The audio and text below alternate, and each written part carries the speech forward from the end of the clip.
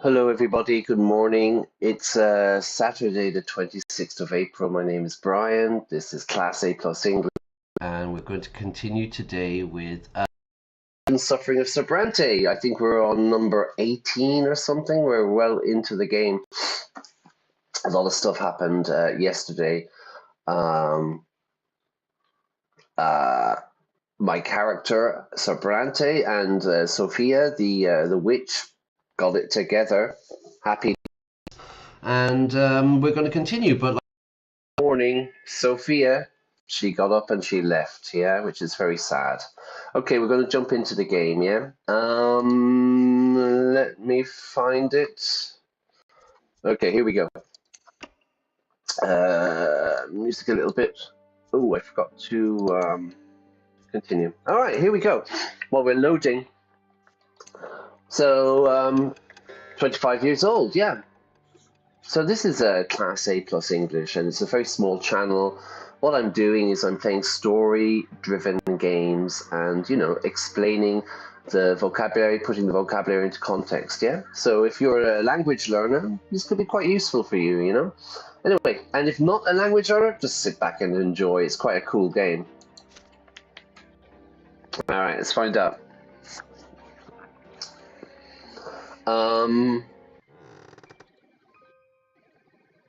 Oh, hang on, we've done this, haven't we? This was yesterday's stream. Okay, so we've fallen in love with Sophia the witch, who has a tendency to burn people alive that she's not happy with. I'm just going to fast forward these pages, okay, so that you can read them in your own time. You can pause them and read them, because we did this yesterday. I love you. Here we go. Okay. Here we go.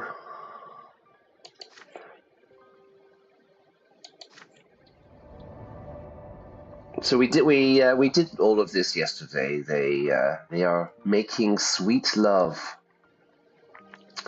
The night lasts an eternity. You are with her.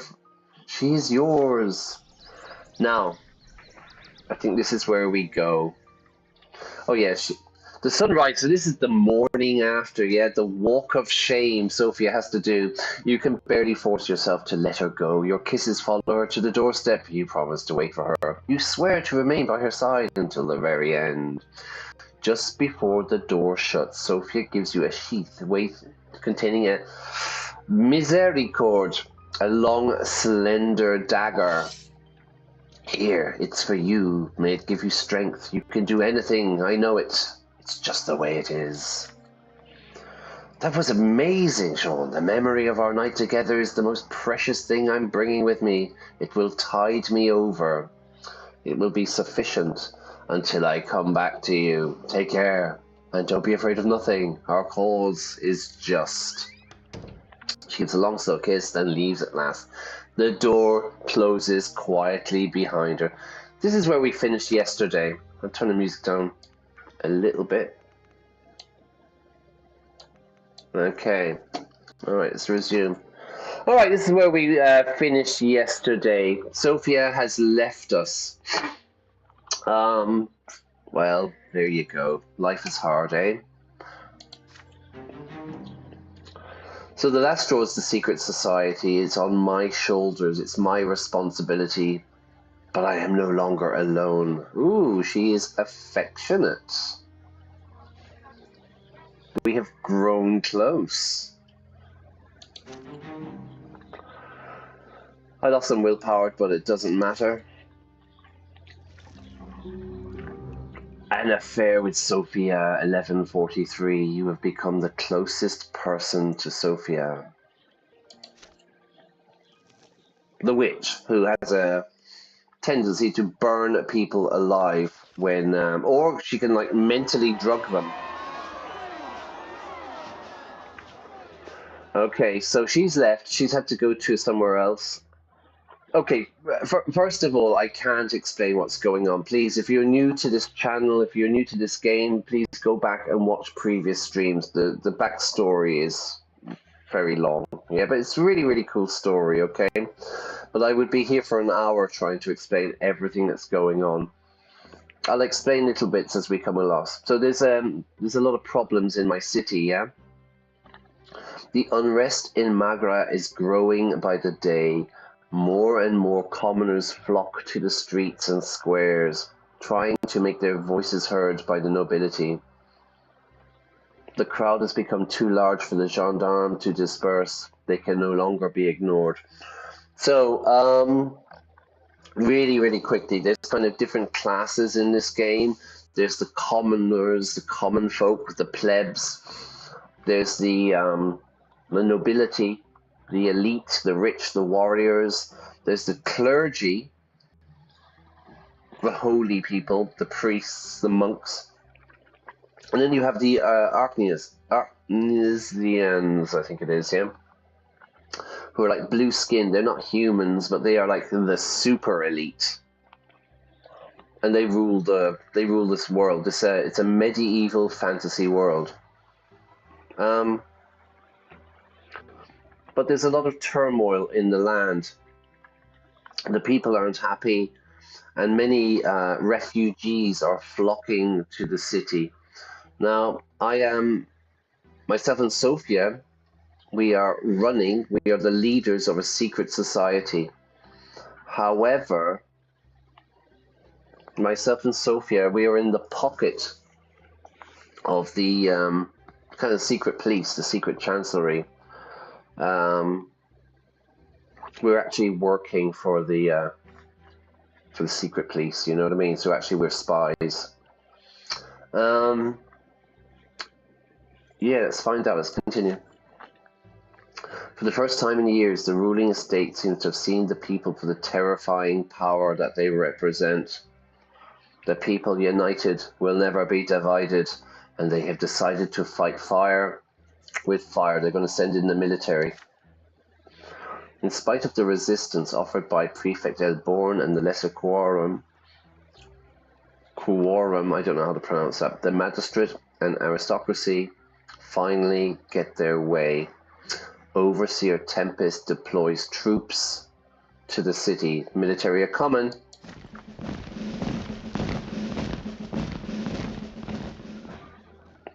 The streets and squares are packed on this ill-fated day. Hidden in the crowd, you watch 2 battalions of the Imperial Legion march triumphantly down the streets of Anizotte. The banners of Magra and the Tempest dynasty soar proudly over their soldiers' heads. Sorry, my cat is here. She probably wants to go out. Do you want to go out? So it might cause some noise problems from the street, okay?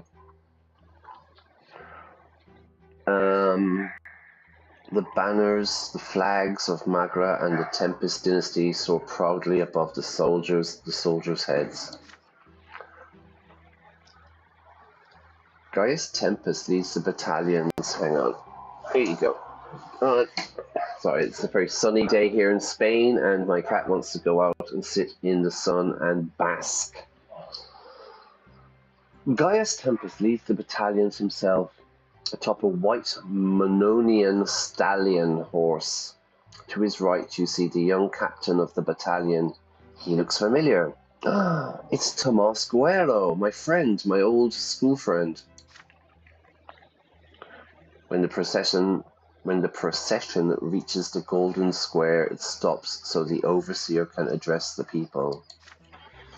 Battalions, defensive formation, says Tomas. The Legion soldiers spring into action, slamming their weapons against their shields as they move. Their rank shifts in eerie harmony down to the last man like an enormous, uncanny machine, and then they all stop at once in an instant. The square grows quiet. The overseer's booming voice echoes for all to hear. Hang on, just making sure that I'm a bit paranoid here with audio and stuff. Yeah, I hope the sound is okay, everybody. Like I said, this is a new... I'm new to this, you know, so I make mistakes. Okay, where were we? Gaius Tempest says, "People of Anizotte, I have heard your cry for help and come to this city accompanied by my loyal soldiers. The Imperial Legion will bring order to Anizotte and put an end to all the riots and crime. These soldiers will protect you from the schemes of rebellious nobles, insidious insurgents, and anyone else who seeks to spark unrest, disorder." So they're trying to keep a handle on things, yeah? They're trying to put a lid on it before it gets out of control. The people, the refugees, the poor, the commoners are really, really angry. They're being double taxed. There's uncertainty. People aren't happy. And, sending in the army is kind of a scary kind of move, I think. "I am Gaius Tempest, the overseer of Magara and Anizotte. By the Emperor's decree, I rule this land. Those who question my rule question the Emperor's rule as well, and they will be executed as rebels and insurrectionists." Insurrections, like January 6th in America, a couple of years ago when all the people attacked the White House, or heroes, as I think they are called today. Not by me. You hear whispers throughout the square. The Legion's arrival is a harbinger of change, and how drastic will this change be? Okay, so here's a typo, an error.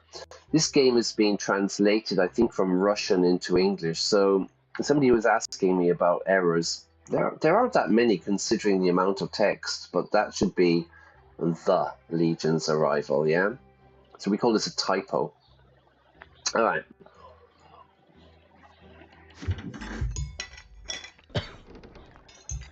Even at home, the Legion is the only topic of conversation during dinner. "This is my brother Stefan. Thank the twins, Gaius Tempest has finally decided to act. Those low-born scum have grown far too insolent of late. They ought to be reminded of their place with an iron fist." Okay, so Stefan is a noble, and he's very noble in his actions. "It's my sister Gloria, she's a bit of a rebel. Intimidating the people won't do anyone any good, Stefan. They have valid reasons to take to the streets. But instead of hearing them out, the overseer's hiding behind his soldiers. It's disgusting." This is my younger brother, Nathan. "I think Gloria is right. Everyone's really scared. A lot of my friends want the Legion to leave the city too." "Those friends of yours know nothing, Nathan. Their lot is to work and suffer, not wag their tongues. To wag like gossiping and chatting, yeah? Wagging your tongue." "Oh, we're so sorry, Sir Stefan. We forgot that only blue bloods can rule. Too bad all that inbreeding hasn't made them any smarter." So this is what I was saying with the Archneans, yeah? They have blue skin, which I presume represents blue blood. So in English we say if someone has blue blood, they are royalty, So you would have King Prince Charles in England. He would be a blue blood, yeah? But as we all know, inbreeding, having sex with your sister or your cousin, yeah? It's not good, yeah? It's not good. Don't do it. Class A plus English is against inbreeding. We frown upon it. "Enough arguing, bickering, you two. You clearly don't understand what's going on here," says Daddy. This is Robert. "The purpose of the Overseer's move is, first and foremost, to thwart the plot against him set in motion by Archduke Melanidas' loyal clique of nobles. The commoners are a secondary matter." Okay, first and foremost, the most important is to thwart, to stop, yeah? The plot, the plan, the conspiracy against him by Archduke Melanidas. His loyal clique, his cabal, his circle of nobles. So they've been plotting a revolution as well. Revolution is in the air here today, everybody. in the air. You can smell it. By the way, Sean, I've heard the battalion is being led by an old schoolmate of yours. He hasn't told you anything about what Gaius Tempest is up to, what he's doing, has he? You have not seen Tomas in a long time. He has not told you anything. That's too bad. Oh well, I suppose time will tell. We'll find out in time. Okay. No. Alright, we don't have any options. Whatever the reason, the Legion is here in Anizotte, and it is a force that must be reckoned with. And as luck would have it, Tomas is in command of it. Is there any way for you to turn this situation to the last straw's advantage? So the last straw is my second secret society, yeah, but we are the very powerful in my hometown. No, I can't. This is locked. Because we told him we're no longer friends. Can't do this because it's locked. Can't denounce. All I can do is incite a riot. I predict a riot, everybody. It's my only choice. Yeah. I'll die. There's only one choice. Okay, what do we got? Order in the city goes down, unrest goes up, my spy work goes down, but my eloquence goes up to 15. You start printing leaflets condemning the presence of Gaius Tempest and the Legion in the city. I don't have any choice, everybody. I am a peaceful man. I am a man of peace. But unfortunately, it's time to riot.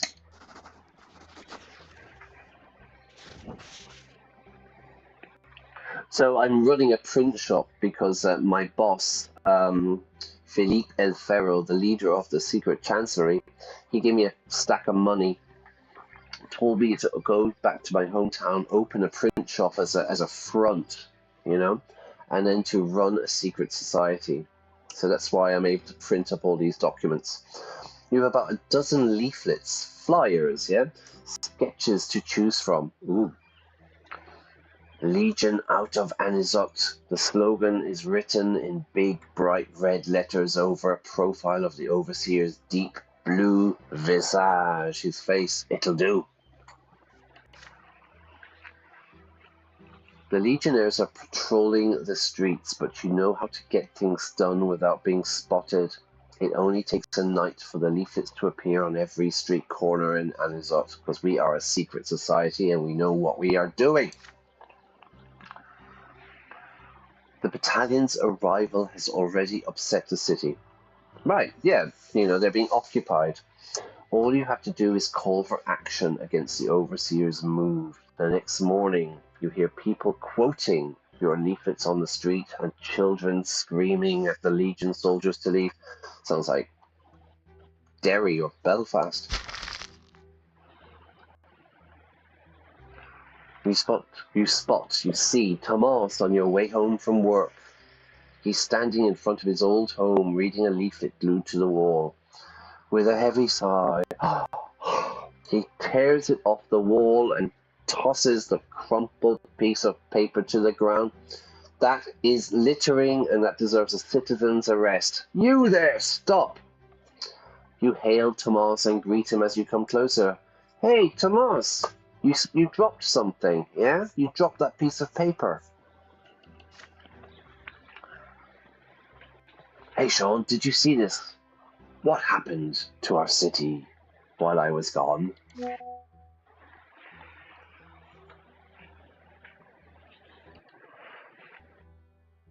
I was really looking forward to coming back.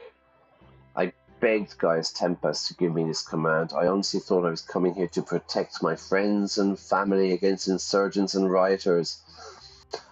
Now, Tomas, you are the enemy, my old friend.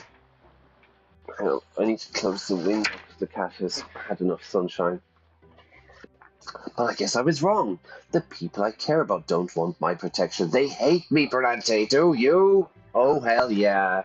You stand there silently. After a moment, you politely wish Tomas a good night. and head back home. Do not speak to him. Do not acknowledge him. The Legion battalions, commanded by Tomas Guerrero, remain stationed in the city for 2 months. The soldiers continue patrolling the streets and try their best to act carefully, but their attempts at peacemaking only further irritate the already inflamed populace. So the people are like on fire, they're so angry. My leaflets, my flyers have turned the people of Anizotte against the Legion. Good.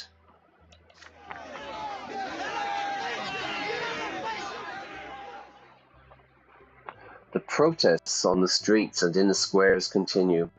More and more leaflets continue to appear throughout Anizotte.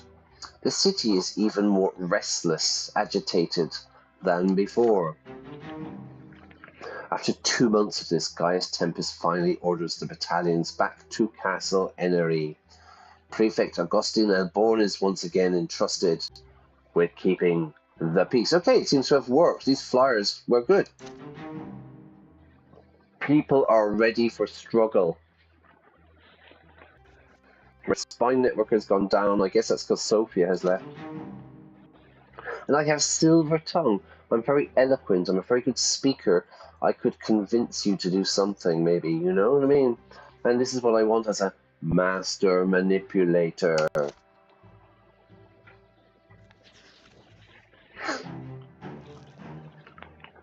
The sound and fury. The event is a consequence of your previous actions. And the conditions are met. Let's find out. Sound and fury sounds like trouble.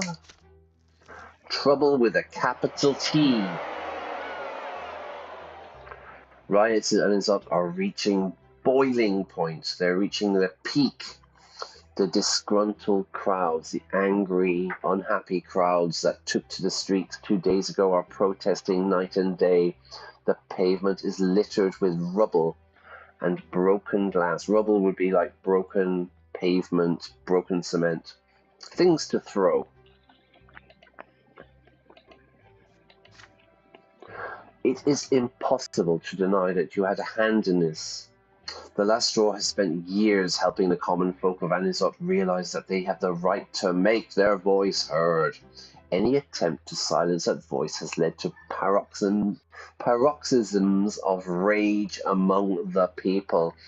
All right. It's impossible. To have a hand in something means to be involved. Yeah, to have a hand in it. We've been organizing. The secret society has been organizing for years. And any attempt to silence the voice of the people has led to rage. Like, people are super angry, okay? Incredibly angry. It's a tinderbox waiting to explode, you know? All it needs is a discarded cigarette and whoosh, it all goes up in flames. The Lesser Quorum petitioned Gaius Tempest 3 days ago. The petition asked the overseer to suspend the nobility's ancient right to be exempt from taxes. This would ease the burden of the poor common folk.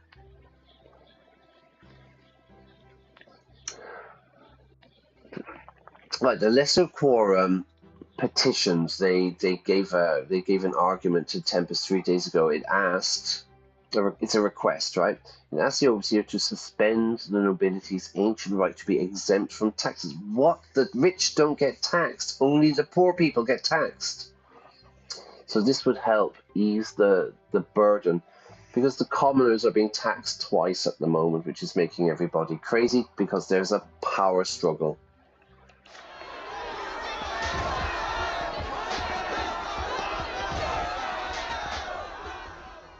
So there's a petition. Let's tax the nobles as well. A, they're rich. B, they're not being taxed. And this will help the common people, the poorer people. But the petition, the request never reached the overseer. Several furious nobles barged in. They break in while the quorum was still in session.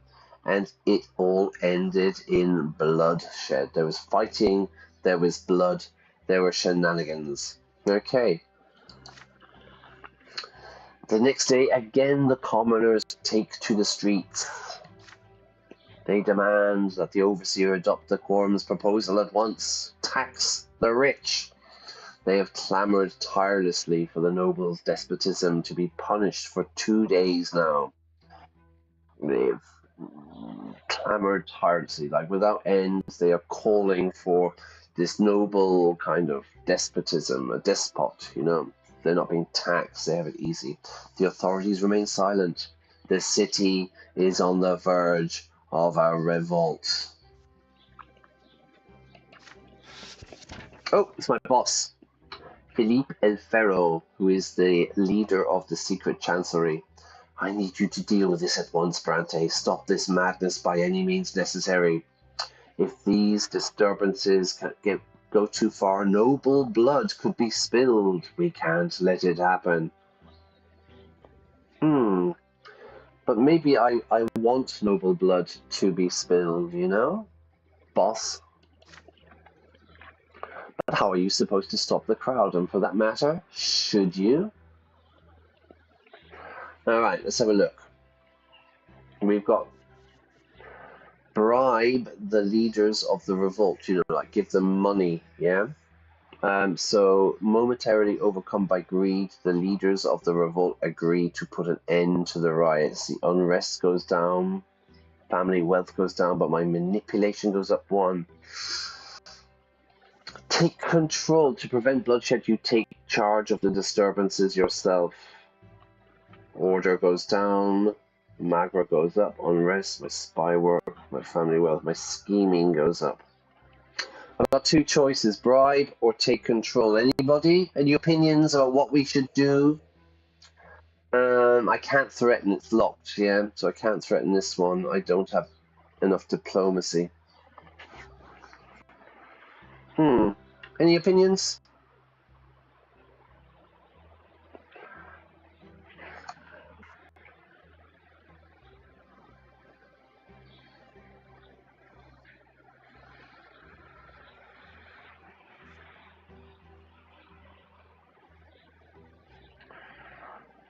Let's take control.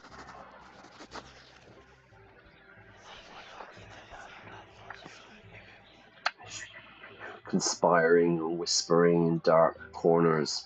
The only way to avoid bloodshed is to take charge of the disturbances yourself. Finding the ringleaders of the protest proves to be a simple task. Excited by your offer of support, they are eager to talk to you. Because I'm an important person, I run the last straw.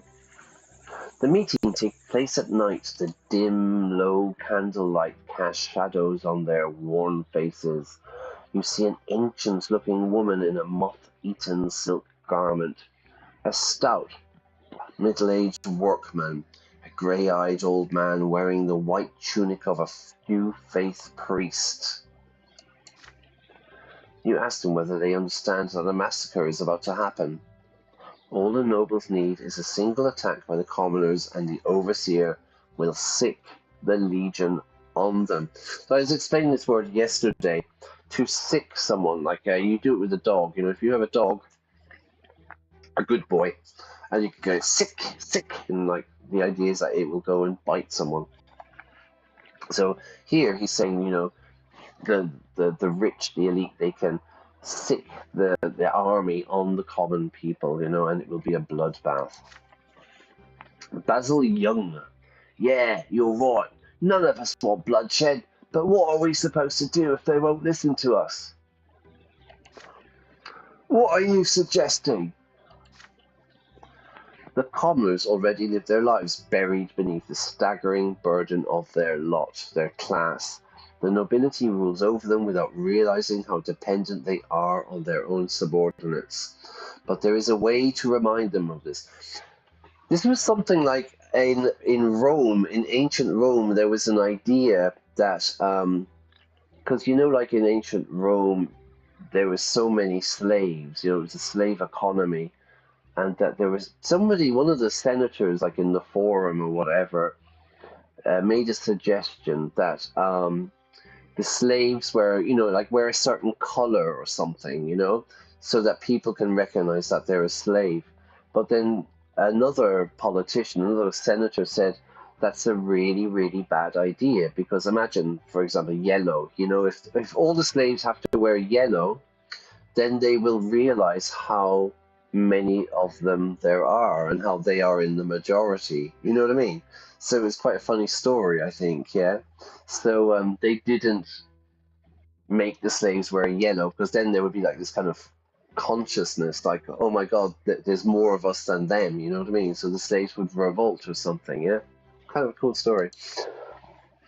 And it will not require any bloodshed. Or did I read the last page? The commoners already live their lives buried beneath the staggering burden of their lot. The nobility rules over them without realizing how dependent they are on their own subordinates. So imagine the slaves in Rome. But there is a way to remind them. Ooh, are we going to go like Irish Land League here and just do a kind of boycott or something? And it will not require any bloodshed. Yes, everybody, we're going into Daniel O'Connell, yeah, Daniel O'Connell territory here. All the commoners need to do is stop working. A boycott. If the peasants do not take to the fields, if the merchants do not open their shops, if the miners abandon their pickaxes, the nobles will have to suffer along with them. It will not take long for them to see the province is on the brink, on the edge of ruin. The overseer will have no choice but to relent. We're going Irish independence movements here, everybody. So there used to be a guy called Daniel O'Connell. If you're ever in Ireland, there's pretty much every square and every main street is called O'Connell Street. Dublin, the main street is called O'Connell Street. But he had this idea, there's the Land League. He had this idea of not working. Yeah, not working for the nobility. So in this regards, it was the British, right? So the first one happened in Mayo, and there was a kind of a landlord, big estate, and he was evicting people. The people were super poor and everything. And so, yeah, they organized. They didn't work for him. They wouldn't sell him. They wouldn't sell him milk. They wouldn't sell him bread. And they would sell nothing. Nobody would work for him completely. And his estate went bankrupt or whatever. His name was Captain Boycott. Captain Boycott, which is where we get the word boycott from, to boycott, when you refuse to buy, sell, work for someone, or from, at the moment, what would be the big boycotts? Israel, right? There's a big Israel boycott, isn't there? There's a McDonald's boycott as well at the moment. Don't eat at McDonald's, yeah? So anyway, yeah, there you go. That's the origin of boycott, which is what we're going to do here. Cool. Stop working. If they don't take to the fields, they don't work, the merchants won't sell to them, the miners won't go digging silver or whatever, well, then the nobles will realize how useless they are. It will not take long for them to see that the province is on the brink, the edge of ruin. The overseer will have no choice but to relent. Very clever. They ponder your words. They think about your words. Anne Steiner. Are you suggesting that we lose what little income we have left? Our children are already starving as it is. Shut up, Anne. Exactly. The people already earn a pathetic pittance. Tiny, tiny, tiny bit for their back-breaking hard work, their hard labor. I'm going to sneeze, everyone. If the overseer ignores the lesser quorum's plea, many will not survive the winter. It's a frightening proposition, but it will be worth it. There's going to have to be sacrifices, everyone. We'll need time to persuade the others, but we'll try.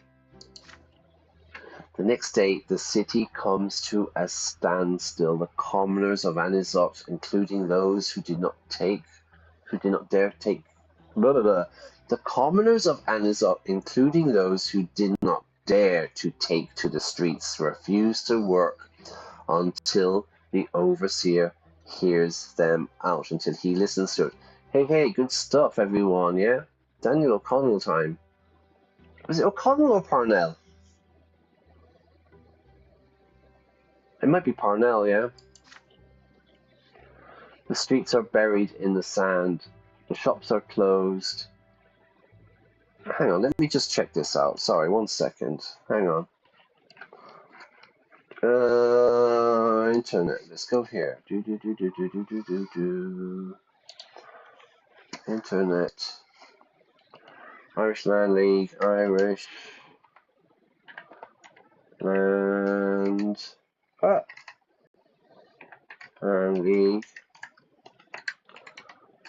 Captain Boycott.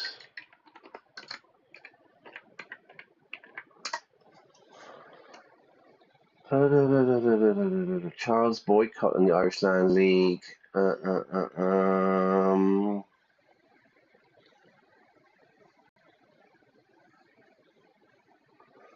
Okay, I've forgotten who was organised for there. Anyway, you can see here he was an English land estate and retired British Army who managed estates in Mayo, 1879. So it'd be kind of like famine time, really, you know. The boycott. Where is it? Poor has he refused to lower rents for struggling tenants, insisting on collecting full amounts and serving eviction notices to those who could not pay. Parnell, sorry, not Daniel O'Connell, Charles Stewart Parnell. So again, he organised a campaign of non-violent resistance. Yeah, this is where we get the word boycott. So again, although I was wrong about O'Connell, the liberator, it was Charles Stewart Parnell. So again, if you're ever in Ireland, every town in Ireland has an O'Connell Street and a Parnell Street. Yeah. All right. Sorry about that. Let's get back to it. So they're boycotting. The streets are buried in sand. The shops are closed. The factories are empty. The unplowed, the undug fields are choked with weeds in one day. Jesus. Many nobles resort to force in an attempt to make their servants return to work, but the common folk dutifully accept their punishment without resuming their labour. Overseer Tempest refuses to send a legion against people who have not even attempted to arm themselves. Confronted by their own helplessness, the nobles ask the clergy, the holy, the religious people for help, for aid.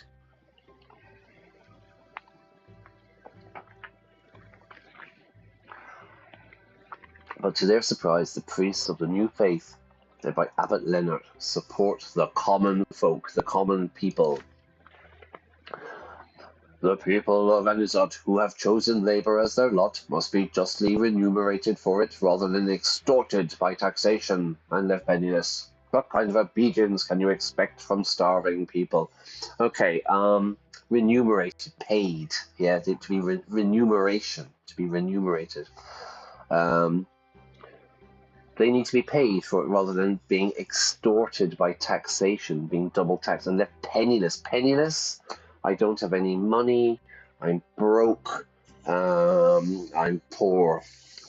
And, you know, if people are starving, they're not going to obey you.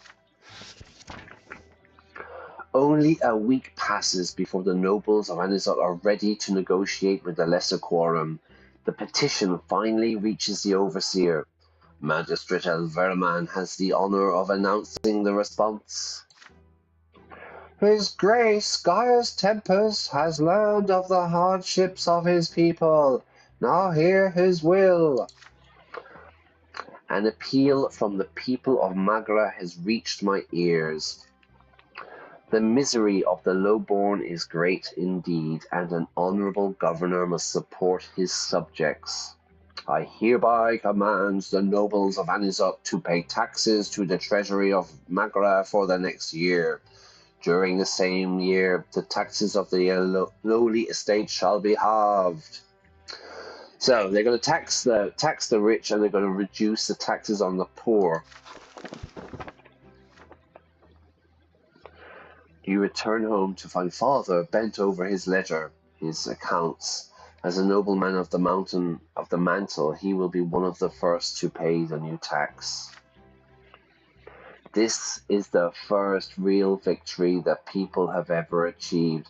It may not be a revolt, but it demonstrates that the citizens of Anizotte are ready to fight for their future.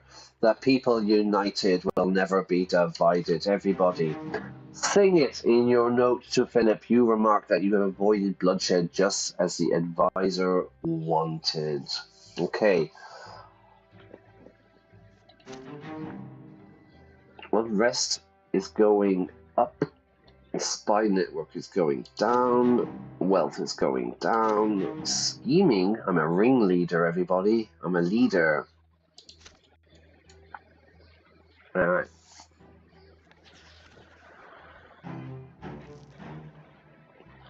Ooh. Unusual suspects. This event is a consequence of your previous actions. Conditions met. Philippe Belfero. Alright. Uh-oh, I'm in trouble with the boss, yeah?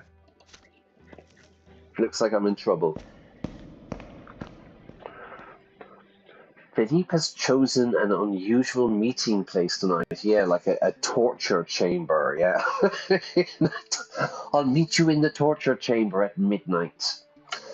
Anizotte's ancient marble bathhouse is a place only nobles are allowed to enter, but tonight, in accordance with the advisor's will, its doors are open to you. Ooh, got like a backstage pass. The staff treat you with a subservience typically reserved for real noblemen. You are shown to a magnificent hall with a ceiling supported by centuries-old columns and left alone. You see lots of grapes and wine and fruit. Fantastic. Luxury, everybody. I've made it. I've made it to the bathhouse, yeah? The reflections of hundreds of candle flames dance across the walls and the water in the marble pool. You notice a bowl of candied fruit and a bottle of wine. There are no other patrons. Candy fruit, Granddaddy the baddie, had a candied fruit. Sweet, basically, yeah? Candies, as Americans say. Again, prohibited to the commoners.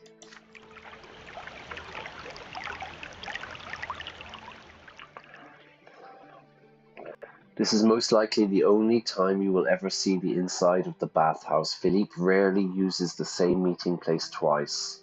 After a while, you must muster enough courage to enter the water. To muster your courage, like, you can do this, you can do this, you can do this, come on, you can do this, yeah? To muster your courage. It's very warm. You lie on your back and float. Your body relaxes, and a pleasant feeling of drowsiness creeps over you, getting sleepy. You are startled by echoing footsteps and the percussive thudding of a cane, a walking stick. Philippe is approaching. Several burly men led by Oliver Moss follow him behind. Yeah, we haven't seen Oliver Moss for a while. What's happened to him? Oh, anyway, the boss has arrived, and I'm naked in a swimming pool.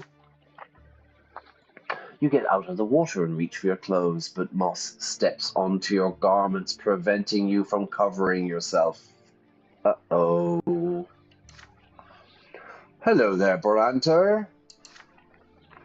Philippe's men surround you. This isn't looking good, everyone. The advisor taps the floor with his cane. Tap, tap, tap. The sound echoes off the marble walls. Droplets of water from your wet hair run down your back, causing you to shiver. Are you really naive enough to think you could conceal your betrayal from me, Brante?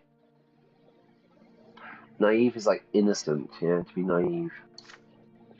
I'm the advisor of the secret chancellery. I know all about the deals you made behind my back. I'll give you one last chance to save yourself. Confess your betrayal, and maybe, just maybe, I won't drown you in this pool like a runt. Okay, good. Ooh, everybody. We've got two choices, yeah? Prove your loyalty.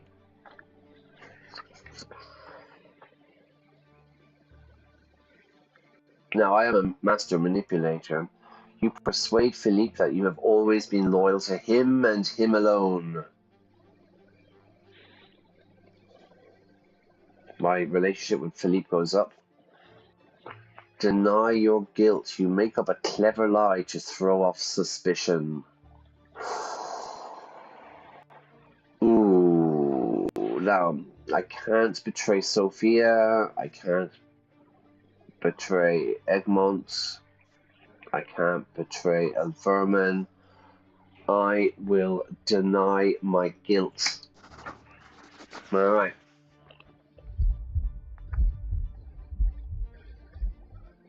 You need to remain calm. Philippe does not know anything for sure. He's just fishing. He's just looking for. He doesn't have any hard evidence. Yeah. So he's just fishing. He's asking questions to see if I confess, to see if I slip, if I say the wrong thing. The advisor is a hard man to deceive, but you have learned a lot over the years. I am a master manipulator, everybody. Looking Philip straight in the eye, you tell him that this test makes no sense. None of his enemies could possibly have counted on your help, not even for a second. You've made no deals. You have conspired with no one. You have not betrayed Sir Advisor. You are loyal to him and him alone. Philip gazes at you for a moment and snaps his fingers. Moss lifts his foot from your clothes. His men move aside a bit. Fine, Brante, you passed the test. But Jesus, that was easy. Your loyalty is admirable. I need a man in Magra I can trust. You may stay here until midnight. Loyalty deserves to be rewarded. They leave. You sit down right on the marble floor, trying to calm your pounding heart. Bum, bum, bum, bum, bum. Just a little bit longer, and you would have involuntarily given yourself away. Haha, fooled ya. Imagining your limp body floating in the pool, you feel no desire to stay. You wait a little while, and then you go home. Alright.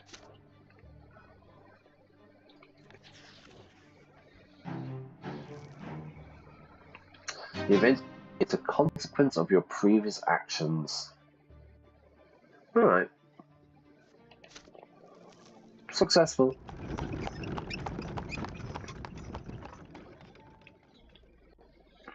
You keep pulling at your collar but cannot shake the feeling that you are suffocating. An audience with Philippe is not something one can ever be prepared for. You've been summoned to a noble mansion again. You've been summoned to a noble mansion not far from Anizotte. As far as you know, this is Philippe's private residence. This is his home.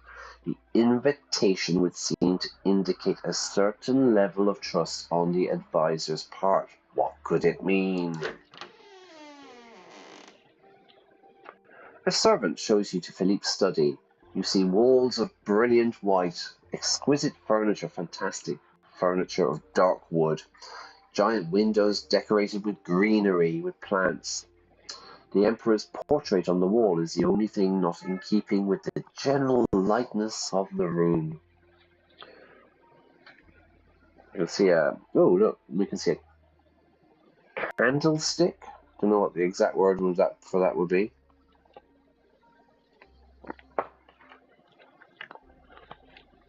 Some wine. Oh look, a feather pen. We call this a quill. Quill, I think it is. Yeah, quill. You know, so you'd have ink, and you put the feather into ink, and then you can write. Cool. Bring back back in the good old days, everybody. Oh, did I miss something? Okay. In answer to your greeting, Philippe gestures to a seat. The advisor seems to be in good spirits. Hey, happy boss. The heat is murderous, sorry. The heat is unbearable today. A glass of water, Brante? I would prefer cognac, sir. Your throat feels dry, and you hastily agree. I'm very dry.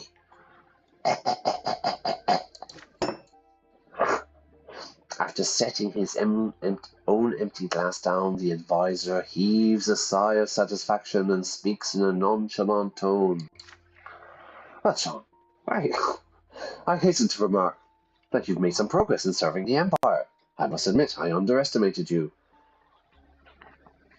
But your deeds, your actions have proven your loyalty, so I want to repay you for your service. In our line of work, the only real asset is trust. Mutual trust. I trust you, you trust me. I know that your mother is a woman of great faith. She taught you piety from a young age, didn't she? You answer with a short nod. Your mother has always been very pious. Philippe rises from his desk. Only now do you notice that on the wall opposite of the Emperor's portrait there hangs a lushly decorated icon of the twins. Oh, sweet Jesus, Philippe is a religious nut. Everybody, I feel it in my bones. In a sense, the secret chancellery is not unlike the Inquisition. We defend the blessed Archean Empire in order to preserve the order bestowed upon us by the twins.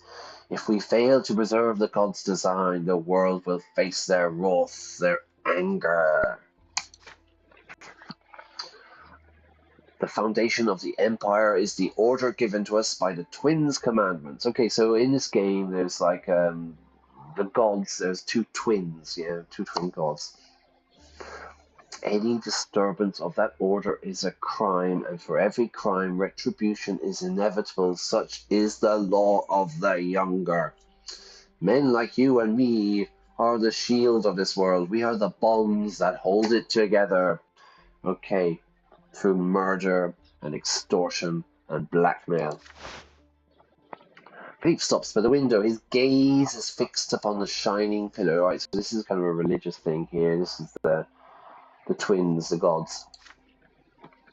These rebels who demand boundless freedoms are fools, they're idiots, Brante. A man has as much freedom as the twins have chosen to give him. Overstep those bounds and chaos will ensue. So we all have to stay within our predestined kind of class. You know, if you're a noble, you're a noble. And if you're a commoner, you're a commoner. And we can't change, because if we try to change it, it will be chaos. We are the true guardians of this world, and we must be free of all doubt. Some may call me cruel, but I'm not afraid to get a little blood on my hands. I know if we don't destroy the enemies of the blessed empire, our entire world will cease to exist. It will stop existing. Unfortunately, most of the men who wield power in this world don't truly comprehend this. To wield power means to have the power, you know what I mean, yeah? You could say Donald Trump. Donald Trump might be a complete idiot, but he wields a lot of power. I need people I can rely on, people like you, Sean. If you continue to serve our cause with the same vigor, I will give you a gift, the gift of my patronage. I know how to show my gratitude. The advisor turns round and looks you straight in the eye.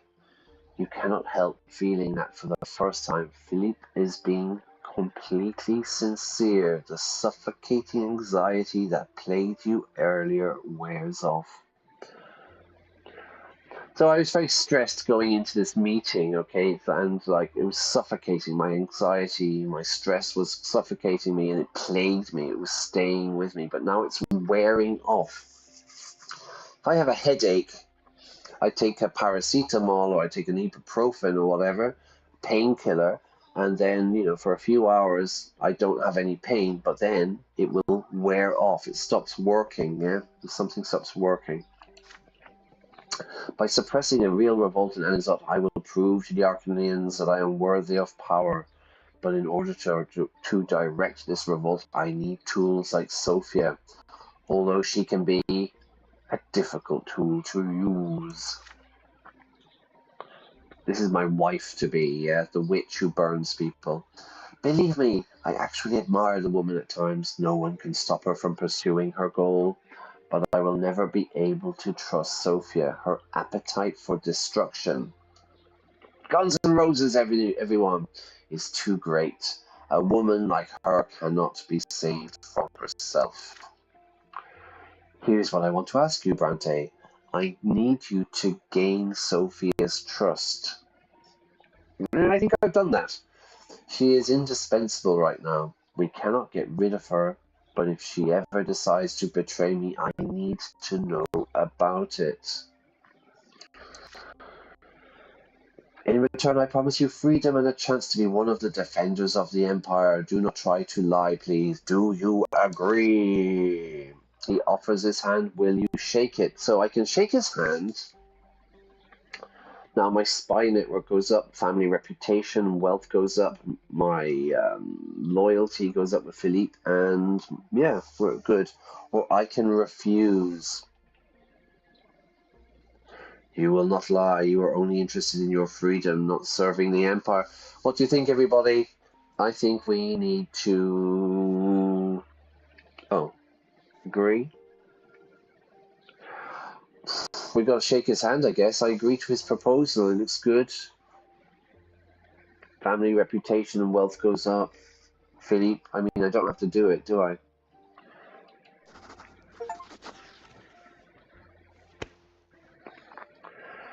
You shake his hand and swear your loyalty to him. Fingers crossed, though. Thank you for trusting me, Brante. I'll look forward to your reports. Philippe was not lying about offering you his patronage. The trust that has been built between you, though fragile, is beneficial to you both. The advisor has entrusted you with considerable funds that you can use to survey last straw members who are personally loyal to Sophia. So, spy on the spies.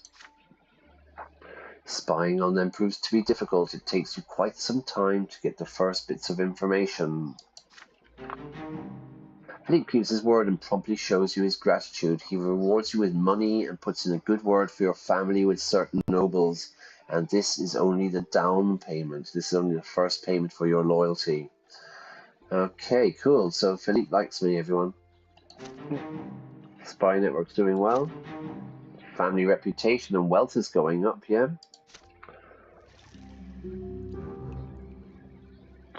You proved your loyalty to Sir Philip. And I think, because I have to work now, we're going to finish an urgent deal. It is late. You're preparing to go home when a priest with a long staff walks into the print shop. You recognize him immediately. He's the abbot at the Temple of the Silver Tree, the face of the new faith. Yeah, that should be of, yeah? The face of the new faith. The face of the new faith. That's a terrible sentence. In Anizotte Fatherland. So we're on about 6 or 7 typos now so far, but considering there's so much text in this game, that really isn't bad. You find typos everywhere, you know. All right, we're going to leave it there. So we have made a deal with Sir Philippe. We have loved and lost Sophia. She loved us and then she left us. We did some Irish kind of non-violent resistance techniques. Yeah, we imposed a boycott on the nobles and we kind of won. We got our way. The nobles are being taxed. And I am going to leave it there.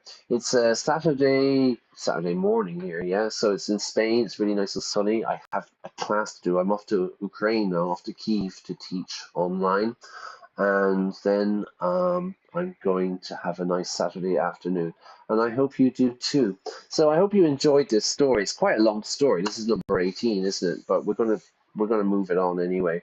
I will be back on Sunday morning. Yeah, I'll be back on Sunday morning tomorrow at like 11 a.m. Central European time, and we will continue. We'll find out what this priest wants. Yeah, maybe he wants to make me Pope. Yeah, it's Pope's funeral today, so they'll be looking for someone. And there has never been a Pope Brian, as far as I know. So anyway, apart from that, yeah, I hope you enjoyed it. If you're new, welcome. And if you've been here before, welcome back. And yeah, so the usual stuff, yeah. If you enjoyed this stream, please press like. If you haven't already, please subscribe. It really helps me out, and I would appreciate it.